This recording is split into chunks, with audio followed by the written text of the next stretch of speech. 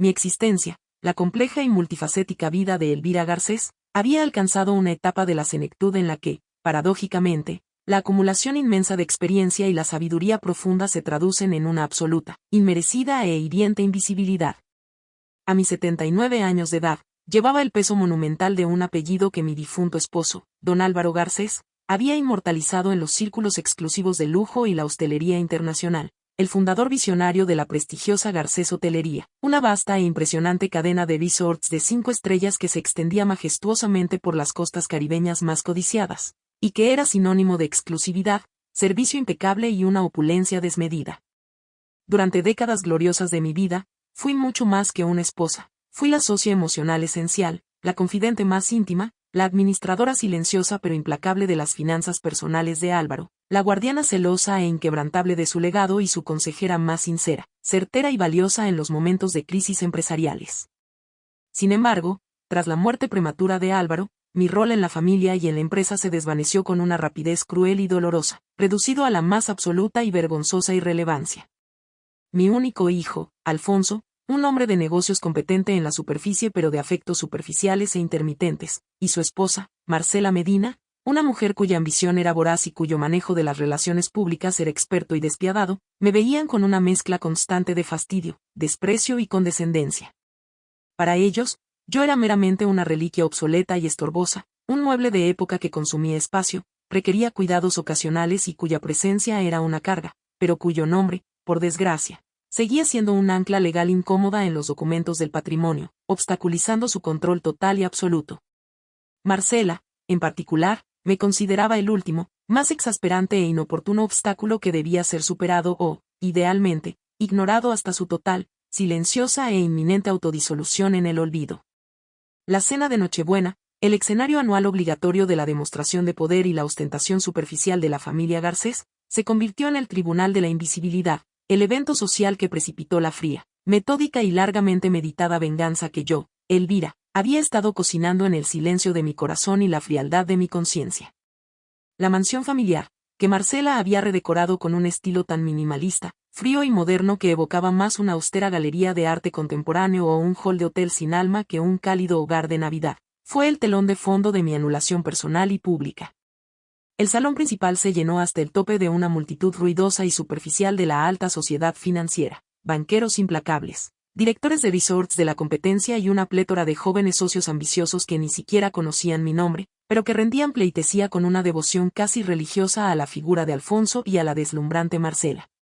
Yo estaba deliberadamente colocada en un pequeño sillón de terciopelo, junto a la chimenea, en un ángulo muerto, un punto ciego y estratégico donde mi presencia no interrumpiera la sofisticada, meticulosa y fría coreografía social orquestada con maestría por mi nuera. A pesar de llevar mi mejor vestido de gala, me sentía, no como la matriarca fundadora, sino como un objeto olvidado, una estatua de sal que se disolvía lentamente en la periferia de la celebración, condenada al olvido. La humillación no se manifestó en un único y ruidoso evento dramático, fue, más bien, una suma constante, progresiva y metódica de pequeños y lacerantes actos de desprecio activo, una negación constante de mi existencia que se acumuló hasta convertirse en una evidencia innegable de mi total anulación personal.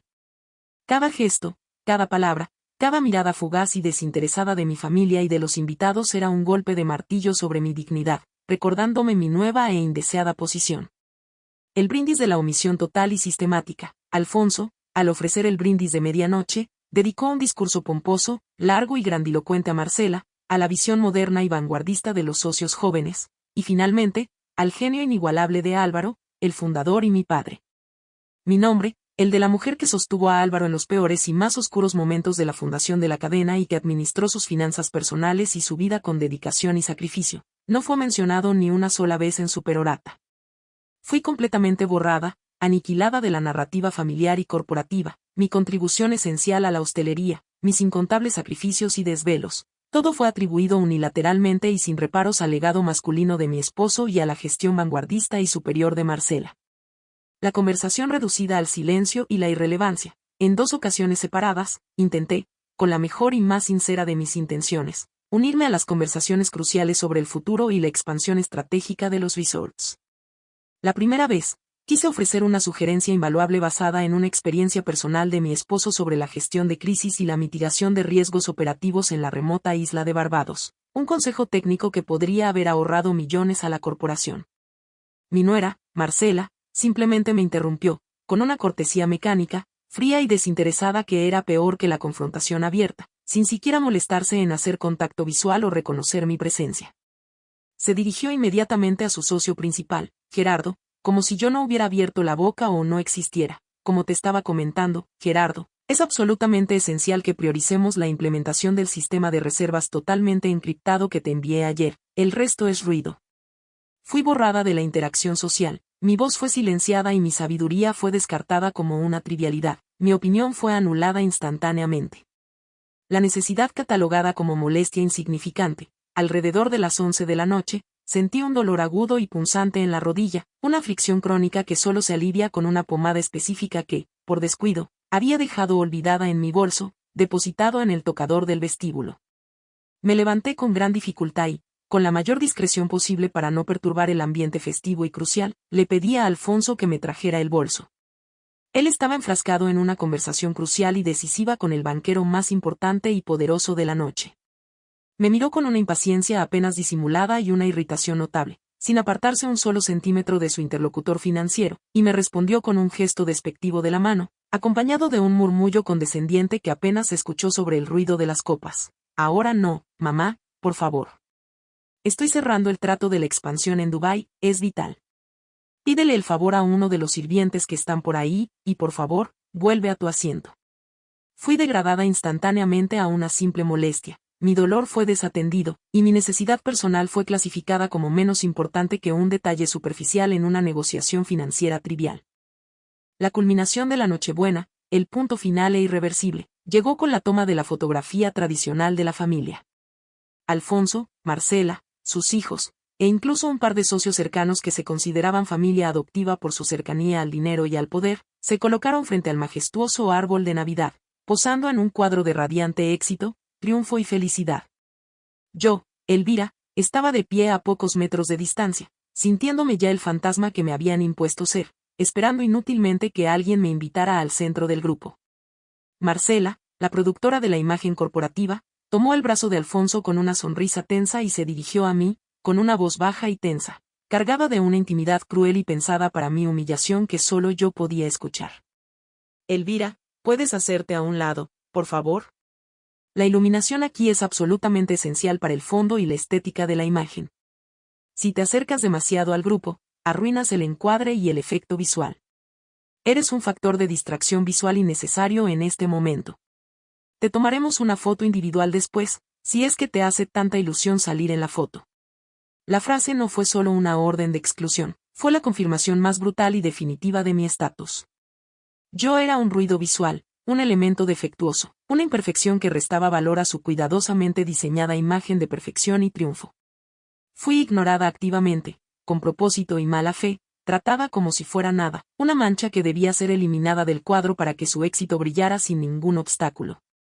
Me quedé allí, congelada en la periferia, viendo cómo mi propia familia posaba sin mí, sin sentir el más mínimo atisbo de vergüenza, arrepentimiento o remordimiento por mi exclusión deliberada. En ese instante preciso, la tristeza dio paso a una calma gélida y una determinación inquebrantable y final. La reciprocidad, la última lección que mi esposo me había enseñado, no era solo la ética de dar incondicionalmente, sino también la disciplina fría y necesaria de cobrar lo que se debe con intereses cuando se ofende la dignidad. Mi difunto esposo, Álvaro, que era un hombre de profunda visión estratégica, compartía mi desconfianza innata por la avaricia ciega de Alfonso y la sed de poder superficial de Marcela. Él había previsto meticulosamente este exacto escenario de desprecio total y marginación.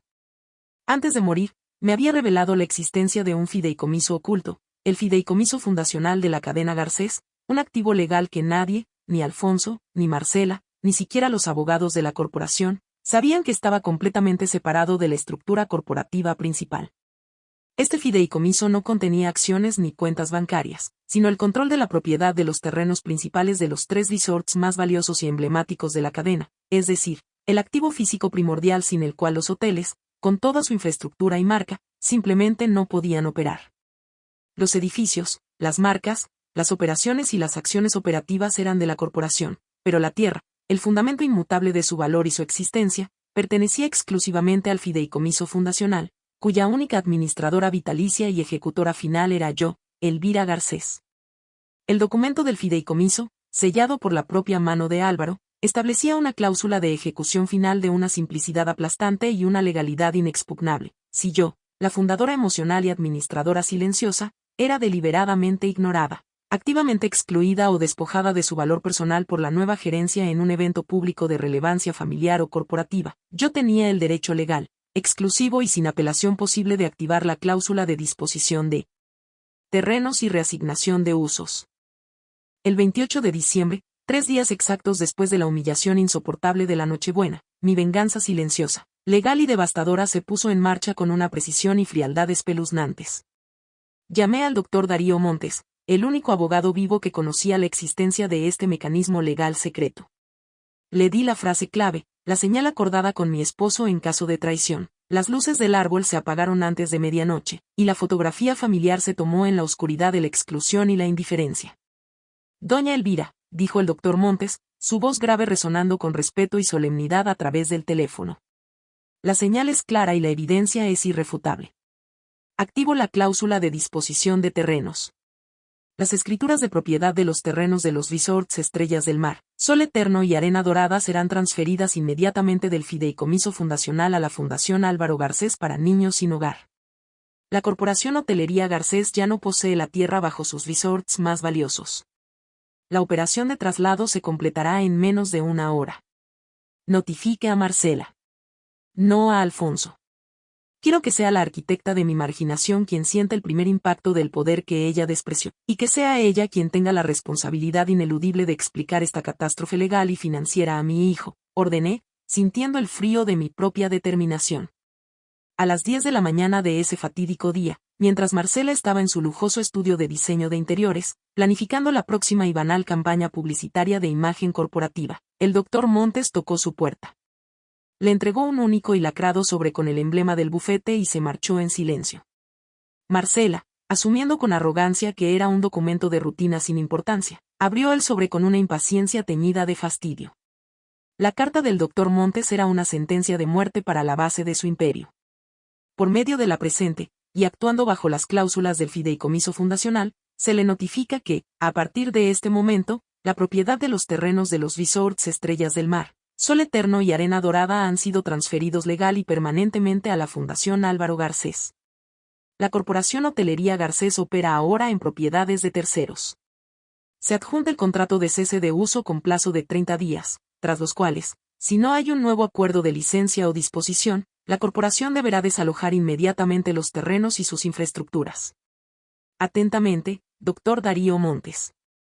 Marcela se quedó inmóvil y petrificada. La tierra, el activo inmutable que garantizaba la solvencia, la liquidez y el valor de los resorts, se había esfumado. 3 días exactos después de ignorarme y de tratarme como a nada, la mujer que me excluyó de la fotografía tuvo que enfrentarse al abogado que había desmantelado silenciosamente la base del imperio y la fundación de su poder. El pánico se instaló en el corazón administrativo de la Corporación Garcés con la rapidez devastadora y letal de una epidemia silenciosa, una plaga invisible que atacaba directamente los cimientos financieros de la empresa. El reloj corporativo marcaba poco más de las 10 de la mañana cuando Marcela recibió la notificación legal y apenas 4 horas después, la noticia del traspaso legal de los terrenos esenciales había provocado una caída libre y en cascada del valor bursátil de Garcés Hotelería y había desatado una crisis de liquidez y credibilidad que amenazaba con la destrucción total de la estabilidad financiera global de la empresa. La desesperación descontrolada de Marcela, la arrogante arquitecta de mi marginación, fue el preludio inmediato del caos sistémico que se desataría sin control en todo el organigrama corporativo. Su reacción inicial, lejos de ser la de una estratega corporativa fría, calculadora y profesional, fue la de una mujer cuyo castillo de naipes, construido meticulosamente sobre cimientos de ambición despiadada y apariencia superficial, se había desmoronado bajo el peso abrumador de un único sobrelacrado y bien sellado. La tierra, el activo inmutable, irreemplazable y el más valioso de los resorts, se había esfumado por completo, transferida legalmente a la Fundación Álvaro Garcés para Niños Sin Hogar, una entidad de caridad que Marcela siempre había considerado un trivial apéndice de la firma, una simple deducción fiscal sin importancia real. El frenesí telefónico histérico de Marcela fue la primera señal inequívoca del desastre para el mundo exterior. Su abogado personal, a quien contactó en primer lugar, le confirmó con voz temblorosa, asustada e insegura la existencia, la legalidad inexpugnable y la astucia diabólica del fideicomiso fundacional y la cláusula de ejecución final, un mecanismo que el Dr. Montes había activado con una precisión quirúrgica y una frialdad desapasionada que solo un hombre como mi difunto esposo, Álvaro, en su genialidad, podría haber diseñado. La cláusula, basada exclusivamente en la dignidad y el reconocimiento, era legalmente inatacable, ya que yo, Elvira, era la única juez y la única ejecutora de esa condición fundamental. El siguiente llamado, desesperado y urgente, fue a Alfonso, mi único hijo, quien estaba en medio de una negociación crucial de un préstamo multimillonario con los directores de un banco suizo en el extranjero, buscando financiar la expansión. La voz de Marcela, generalmente controlada, modulada y profesional, era ahora un grito histérico y agudo que Alfonso no había escuchado desde sus días universitarios, un sonido gutural de pánico financiero que era imposible ignorar o disimular. Alfonso abandonó la reunión de negocios abruptamente, dejando a los banqueros suizos en un estado de confusión absoluta y alarma financiera que garantizaba la retirada inmediata del crédito y el aumento drástico de la presión sobre la corporación Garcés. Mientras la noticia de la parálisis legal y la amenaza de desalojo de los 3 resorts más rentables y emblemáticos de la cadena provocaban un terremoto silencioso y devastador en los mercados, yo, Elvira, me mantuve en mi casa, el epicentro geográfico del desastre corporativo, pero instalada en el ojo de una calma absoluta, una serenidad inmutable y completamente estratégica. Mi aislamiento físico que sufrí en la Nochebuena se había transformado, por mi propia voluntad, en un aislamiento estratégico de poder y control. Mi teléfono personal, que había permanecido en un silencio sepulcral durante las celebraciones festivas, comenzó a sonar de manera incesante con llamadas urgentes y desesperadas. Llamadas de Alfonso, de Marcela, de abogados corporativos asustados, de banqueros internacionales que, de repente, necesitaban desesperadamente escuchar la voz de Elvira Garcés, la mujer que la noche anterior era tratada con desprecio como una pieza de mobiliario irrelevante. Ignoré sistemáticamente todas las llamadas directas. Mi estrategia era puramente negociadora, disciplinaria y educativa. Marcela, la mujer que siempre había gestionado mis interacciones con el mundo exterior y que me había reducido intencionalmente a la invisibilidad, ahora era la única, la absolutamente única, autorizada para solicitar una audiencia personal. Alfonso, incapaz de lidiar con la crisis sin mi intervención inmediata y vital, se presentó en mi casa, acompañado inicialmente por un equipo de abogados que intentaban infructuosamente encontrar una rendija legal o un defecto procesal en la cláusula. Mi hijo, el heredero de la visión y el hombre que me había evitado en Navidad, se lanzó a una diatriba incoherente de súplicas, rabia, confusión y remordimiento mal disimulado. Mamá, esto es ilegal, inconstitucional, es una traición que papá jamás hubiera permitido. Es una locura, Elvira, una locura senil y despiadada. ¿Por qué la caridad, mamá? Esos terrenos valen miles de millones de dólares. Son la única garantía real de todos nuestros préstamos y créditos bancarios. Si no reviertes esta transferencia inmediatamente, en 30 días la corporación quiebra por completo, y no solo nosotros, sino miles de empleados, se van a la calle por tu capricho insensato. Piensa en la gente, mamá, piensa en el legado. Yo, Elvira, lo miré desde mi sillón, el mismo que ocupé durante la humillante Nochebuena, y le serví un té, con la serenidad inmutable y la frialdad distante de una matriarca que solo imparte una lección dolorosa de vida. Siéntate, Alfonso, y tranquilízate. Escúchame ahora con la misma atención que me negaste en Nochebuena. Papá diseñó esta cláusula legal porque conocía perfectamente tu ceguera corporativa y la sed de poder desmedida y superficial de tu esposa. ¿Recuerdas lo que me hiciste, Alfonso? Me pediste que le pidiera un favor a un simple sirviente porque estabas cerrando un trato crucial. Fui ignorada activamente. Fui catalogada como nada, como un ruido visual, que arruinaba la fotografía de la familia. Y el precio de catalogarme como nada es la pérdida del fundamento físico, legal y territorial de vuestra riqueza. No es un capricho, es la reciprocidad legal y contractual, la única justicia que vuestra avaricia descontrolada me dejó como opción. La conversación se centró entonces en el propósito fundacional y la ética de la Fundación Álvaro Garcés. Revelé a Alfonso lo que él nunca se había molestado en investigar o comprender. La fundación, creada por mi esposo en secreto y financiada con el valor de la tierra, no era solo una entidad benéfica trivial, era el verdadero legado social y moral de mi esposo. Su sueño inquebrantable de devolver a las comunidades locales que hicieron posible el crecimiento exponencial y multimillonario de los resorts. Álvaro, con su ética profesional de cirujano y su visión de arquitecto social, siempre creyó que la tierra pertenecía intrínsecamente a la comunidad que la sustentaba, y que el éxito financiero de los hoteles debía financiar el bienestar social de los más vulnerables y desfavorecidos. Marcela y tú siempre despreciaron el trabajo social y la caridad genuina. Ustedes se centraron exclusivamente en el marketing superficial y en el glamour efímero. Papá, sin embargo, se centró en la base moral y ética, en los cimientos inamovibles. Y esa base, Alfonso, es la tierra. Y esa tierra ahora está en manos legales de quienes realmente la honran, los niños sin hogar que tu padre quería proteger de la adversidad. Ahora, para que la corporación recupere el derecho de uso de esos terrenos, deberán negociar exclusivamente conmigo. Pero el precio no será dinero, Alfonso, sino dignidad, reconocimiento y servicio. La negociación se redujo rápidamente a la desesperación silenciosa de Alfonso, quien sabía perfectamente que la única persona en el planeta que podía revertir la cláusula o, al menos, conceder un acuerdo de licencia de uso para evitar la quiebra total, era yo, Elvira. Marcela, humillada, enfurecida y al borde de un colapso nervioso, fue obligada a presentarse ante mí, sola, sin sus abogados o asistentes, en un encuentro personal y humillante que ella no podía controlar ni manipular bajo ninguna circunstancia. El silencio en mi casa era ahora un instrumento de poder absoluto en mis manos. El encuentro de la reparación entre la matriarca invisible, Elvira Garcés, y la arquitecta de la ambición desmedida, Marcela Medina, se llevó a cabo en el jardín trasero de mi residencia, un espacio que Marcela había catalogado repetidamente como obsoleto, anticuado y desesperadamente necesitado de una modernización radical e inmediata. Este escenario, tan deliberadamente alejado de los lujosos, climatizados y controlados despachos corporativos que ella dominaba con arrogancia, fue elegido con precisión quirúrgica para despojarla de toda su armadura profesional y confrontarla directamente en un terreno ajeno, donde la apariencia de poder y el prestigio social no significaban absolutamente nada ni ofrecían refugio alguno. Marcela llegó con una actitud inicial de víctima herida, intentando aún manipular la situación con argumentos emocionales huecos y amenazas veladas de demandas legales interminables. Yo, sin embargo, fui inquebrantable, mi voluntad estaba endurecida por décadas de desprecio silencioso y por la solemne memoria del sacrificio y la previsión de mi esposo. Marcela, permíteme ser perfectamente clara. No estoy aquí para negociar una compensación monetaria. El dinero no puede comprar la dignidad que me negaste.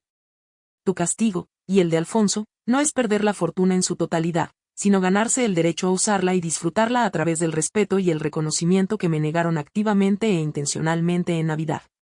Por lo tanto, acepto conceder un acuerdo de licencia temporal de 3 años para el uso continuado de los terrenos, un plazo justo para estabilizar la corporación y evitar su quiebra total, bajo 2 condiciones innegociables, vinculantes y de carácter público. Mi primera condición, cuidadosamente diseñada, golpeó directamente en el núcleo de la vanidad superficial y la imagen social que definían la vida de Marcela, la mujer que me había marginado por considerarme una mancha en su imagen cuidadosamente construida. Primera condición, durante la duración del acuerdo de licencia, Alfonso mantendrá su cargo ejecutivo, pero tú, Marcela, debes renunciar inmediatamente, públicamente y sin reservas a tu prestigioso cargo de directora de Relaciones Públicas y asumir la dirección de operaciones de la Fundación Álvaro Garcés para Niños Sin Hogar, el organismo legal que ahora es el dueño y arrendador de la tierra.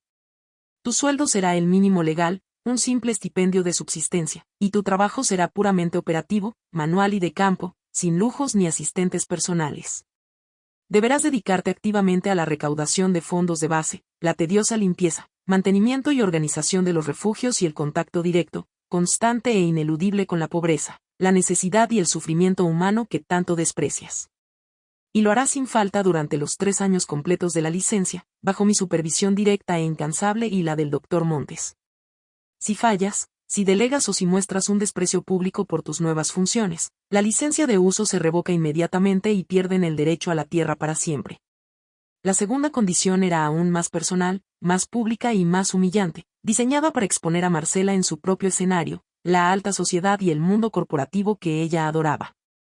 Segunda condición, en la próxima cena de gala de la corporación, una celebración social de gran relevancia que tú misma planificarás y organizarás hasta el último detalle antes de tu degradación, tú, Marcela, deberás dar un discurso completo, sin notas, sin atajos y con total transparencia ante todos los accionistas, banqueros y socios internacionales presentes, donde deberás reconocer públicamente, con gran detalle y con una contrición palpable mi contribución fundacional a la cadena de Resorts, citando hechos, logros y sacrificios específicos que tú y Alfonso ignoraron deliberadamente en Nochebuena, y deberás disculparte sinceramente y de forma incondicional por la ceguera, el desprecio y la arrogancia superficial de la nueva generación hacia el verdadero legado ético de la familia.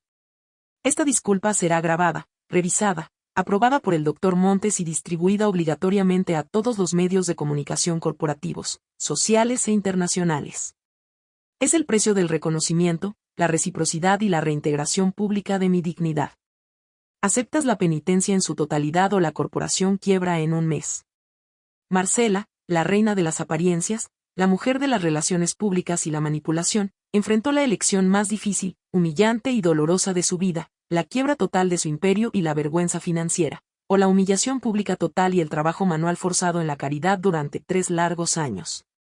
Su furia inicial se había transformado rápidamente en un miedo paralizante y absoluto, la realización brutal de que el poder real y duradero no residía en las cuentas bancarias o en las acciones bursátiles, sino en la dignidad que ella había tratado con desprecio como nada. El silencio de la Nochebuena había encontrado su eco atronador, un silencio que ahora dictaba los términos irrevocables de la justicia de Elvira Garcés. Marcela, incapaz de arriesgarlo todo y consciente del daño irreparable que ya había causado, tragó su orgullo, firmó los documentos y aceptó la penitencia. La conversión forzosa de la mujer de negocios a la trabajadora social y manual había comenzado bajo mi supervisión estricta. El primer año de la penitencia fue una tortura pública y privada, lenta y metódica, para Marcela Garcés. Su nueva oficina era un pequeño, abarrotado y ruidoso escritorio en la parte trasera de un refugio de la fundación, y sus tareas diarias incluían la limpieza tediosa y minuciosa de dormitorios comunes, la organización de eventos benéficos de presupuesto extremadamente bajo y la gestión directa de los problemas cotidianos de los desfavorecidos. La mujer que había movido millones en publicidad y diseño de interiores ahora pedía pequeñas donaciones de alimentos y ropa en las esquinas de la calle.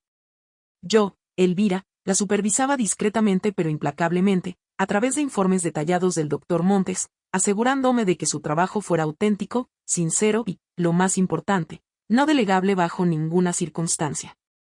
El contacto crudo, constante e ineludible con el dolor, la necesidad y la miseria genuina de los niños sin hogar y sus familias comenzó a erosionar la armadura gruesa de su superficialidad.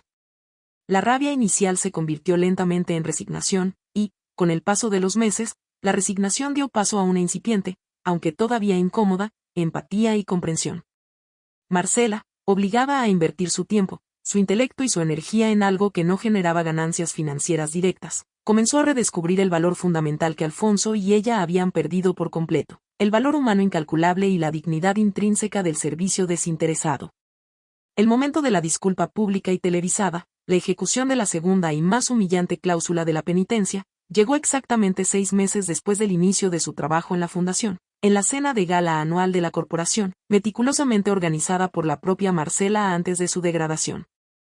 El ambiente en el lujoso salón era de tensión palpable y expectativa contenida. Los accionistas y los banqueros estaban ansiosos por la resolución final y la estabilización del conflicto de los terrenos. Cuando llegó el momento del discurso central, Marcela subió al podio, vestida de manera impecable y profesional, pero con una expresión de humildad forzada y contrición genuina que nunca antes había portado en público. Comenzó hablando sobre la crisis de los terrenos, confirmando la transferencia irrevocable a la fundación y el nuevo acuerdo de licencia de uso temporal. Luego, su voz se quebró ligeramente cuando llegó al punto crucial, el reconocimiento público de mi valor. La crisis financiera y ética que enfrentamos no fue causada por fallas en el mercado, sino por nuestra ceguera, la de mi esposo Alfonso y la mía propia. Nos enfocamos única y exclusivamente en el glamour, la avaricia desmedida y la expansión superficial, y olvidamos el verdadero fundamento ético y humano de esta empresa. En la pasada Nochebuena, yo cometí el error imperdonable de ignorar, desvalorizar y menospreciar a la persona que realmente es la fundadora emocional, la guardiana ética y la socia silenciosa de don Álvaro, Elvira Garcés. Yo traté a doña Elvira como a nada, la excluimos activamente y con mala fe de nuestra mesa y de nuestra fotografía familiar, considerándola una irrelevancia. Continuó el discurso, citando logros empresariales específicos que yo había realizado para la empresa décadas atrás, logros que ella ahora había verificado y respetado. Concluyó con una declaración que resonó con una verdad brutal en el salón lleno de millonarios. Doña Elvira Garcés, nuestra matriarca y fundadora, es la única persona que ha mantenido viva la ética inquebrantable de nuestro fundador, su esposo. Ella nos ha enseñado con esta dolorosa lección que el verdadero valor de la tierra y del negocio reside en el respeto irrestricto y el servicio desinteresado a la comunidad, no en la soberbia y la tiranía de la gerencia. Les pido disculpas incondicionales, a ustedes, socios, y especialmente a Elvira, por la arrogancia, la ceguera y la falta de respeto flagrante de la nueva generación. Solo si recuperamos la dignidad, podremos merecer el legado. La disculpa fue sincera, dolorosa, humillante y grabada para la posteridad corporativa. Yo, Elvira, me levanté de mi asiento en la mesa principal. El objetivo punitivo se había cumplido completamente. Al día siguiente, me reuní con Alfonso y Marcela. La licencia temporal de uso de los terrenos estaba por expirar. La penitencia por la ignorancia ha terminado con éxito. Ahora, la resolución final, declaré, con una sonrisa enigmática. He observado tu trabajo, Marcela. Tu esfuerzo en la fundación ha sido auténtico y transformador. Por lo tanto, he decidido, la propiedad de los terrenos permanecerá de forma permanente e irrevocable a nombre de la Fundación Álvaro Garcés para Niños Sin Hogar. Alfonso y Marcela palidecieron, pero esta vez, no protestaron, solo aceptaron la pérdida como un costo justo de su lección aprendida. Sin embargo, continué, suavizando mi tono. He creado una nueva cláusula legal y un nuevo acuerdo de reciprocidad. La Corporación Garcés recibirá una licencia de uso perpetua de los terrenos, a un costo nominal y no comercial, bajo la condición estricta de que el 60% de las ganancias operativas anuales de esos 3 resorts se destinen anualmente al financiamiento directo de la fundación. Además, Marcela debe continuar como directora de operaciones de la misma, ahora con un sueldo justo y adecuado, no el mínimo. El valor real de la corporación no está en la posesión de la tierra, sino en el servicio ético que presta. Han aprendido que el dinero no puede comprar el respeto, pero el respeto puede asegurar y cimentar la fortuna. Yo, Elvira, la mujer que no contaba como familia, había asegurado el legado social de mi esposo, transformado profundamente a mis herederos y salvado la empresa de la bancarrota moral y financiera, no con dinero, sino con la justicia innegociable de la dignidad y la reciprocidad. Alfonso y Marcela no solo habían recuperado la empresa, sino que habían recuperado su alma, anclada ahora al servicio y al respeto.